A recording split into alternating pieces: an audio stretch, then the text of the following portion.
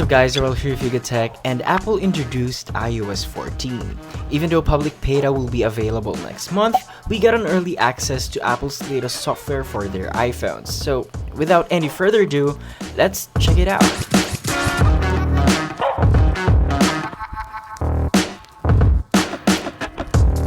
One new feature of iOS 14 is the addition of home screen widgets, which has been on the Android space since then, but it is exciting to see on an iPhone. You can add quick previews of your reminders, notes, photos, and more, plus you can also resize these widgets according to your preference. By the time of the publishing of this video, since I currently have the first beta, you can only add widgets with your iPhone's native apps. But soon, app developers can take advantage of this feature. Next is App Library. This feature on iOS 14 helps you find applications quickly. It organizes your application according to its category. It also gives you suggested apps that are based on your location and in time through artificial intelligent learning. The third feature on the iOS 14 is the addition of the Translate app. As the name suggests, it translates text and audio, and as of the moment, it only supports 11 languages, including English, French, Japanese, Russian, and Spanish. Now on this new update, Siri also has a few new tweaks on iOS 14.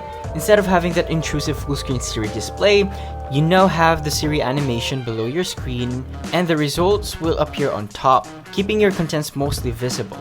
Now, receiving calls doesn't need to be as intrusive as before. Instead of a full view calling screen, you now get a banner when someone is calling. You can do actions such as decline call or just swipe up to ignore. Apple has been known for being on top when it comes to privacy. Now with iOS 14, Apple is taking it up a notch. You'll get a small dot on top of your cellular signal, which indicates whether an app is recording your voice, tracking your location, and such. And finally, the most awaited feature on the iPhone is picture-in-picture mode, which basically works the same as on the iPad, but it definitely give iPhone users a better multitasking experience. Now, iOS 14 isn't really an overhaul since there are only few features that Apple has added up on this update. But even with that, it will surely help users to have an improved user experience. So, what do you guys think about these top iOS 14 features? Are you going to install iOS 14 as soon as the public beta comes available? Well, let us know in the comment section below. And if you enjoyed this video, be sure to drop a like, subscribe to our channel for more content, hit the bell icon so don't miss any future uploads, and be sure to visit yugatech.com for the latest tech news and reviews. This has been Earl, and I'll catch you guys in the next one.